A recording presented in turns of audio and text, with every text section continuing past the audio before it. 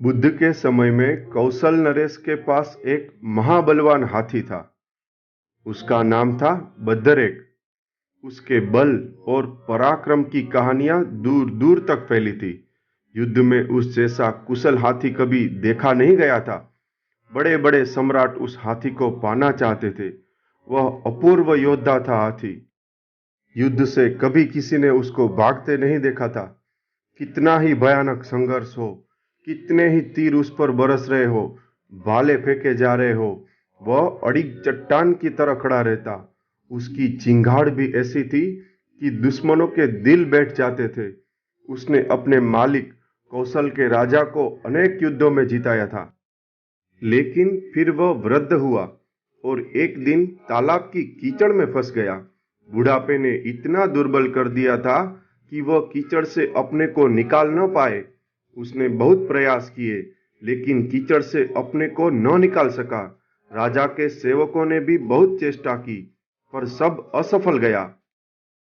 उस प्रसिद्ध हाथी की ऐसी दुर्दशा देखकर सभी दुखी हुए। तालाब पर बड़ी भीड़ इकट्ठी हो गई। वह हाथी पूरी राजधानी का चहेता था। गांव भर में उसके प्रेमी थे। बाल वृद्ध सभी उसे चाहते थे। राजा ने अनेक महावत भेजे, पर वे भी हार गए। कोई उपाय ही न दिखाई देता था। तब राजा स्वयं गया। वह अपने पुराने सेवक को इस भांति दुख में पड़ा देख बहुत दुखी हुआ। राजा को आया देख तो सारी राजधानी तालाब पर इकट्ठी हो गई। फिर राजा को बद्दरेक के पुराने महावत की याद आई। वह भी अब वृद्ध हो गया था। राज्य की सेवा से निवृत्त होकर भगवान बुद्ध के उपदेशों में डूबा रहता था। उस महावत के प्रति भी राजा के मन में बहुत सम्मान था।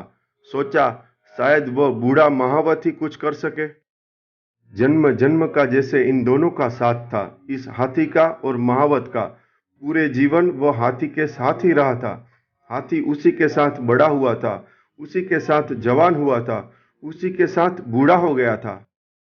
हाथी को हर हालत में उसने देखा था, शांति में और युद्ध में, और हाथी की रग रग से वह परिचित था।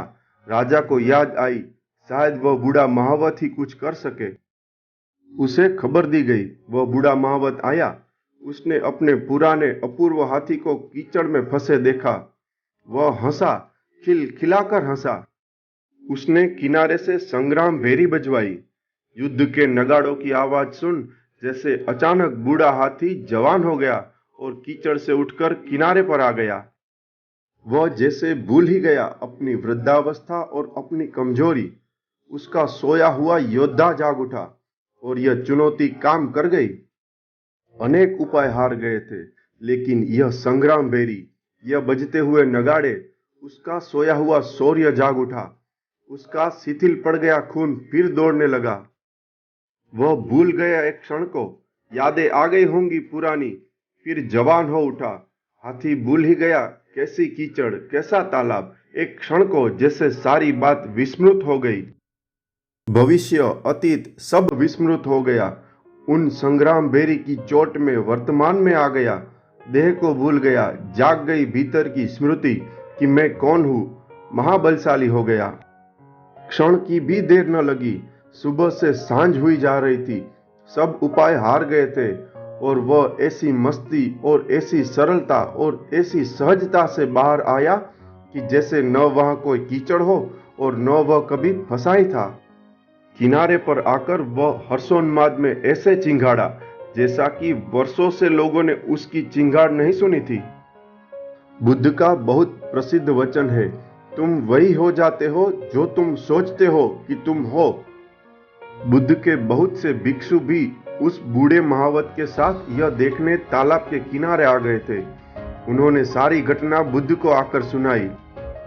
बुद्ध ने कहा, भिक्षुओं, उस अपूर्व हाथी से कुछ सीखो। उसने तो कीचड़ से अपना उद्धार कर लिया। तुम कब तक कीचड़ में फंसे रहोगे और देखते हो कि मैं कब से संग्राम भेरी बजा रहा हूं। भिक्षुओं, जागो और जगाओ अपने संकल्प को। वह हाथी भी कर सका। वह दुर्बल बूढ़ा हाथी भी कर सका। तुम न कर सकोगे? मनुष्य होकर, सबल और बुद्धिमान होकर क्या तुम न कर सकोगे? चुनौती लो उस हाथी से। तुम भी आत्मवान बनो। और एक क्षण में ही क्रांति घट सकती है। एक क्षण में ही, एक पल में ही स्मरण आ जाए, भीतर जो सोया है जग जाए, फिर न कोई दुर्बलता है न कोई दीनता है। स्मरण आ जाए, फिर न कोई कीचड़ है न तुम कभी फंसे थे, ऐसे बाहर हो जाओगे। भिक्षुओं, अपनी शक्ति पर श्रद्धा चाहिए, त्वरा चाहिए, तेजी चाहिए।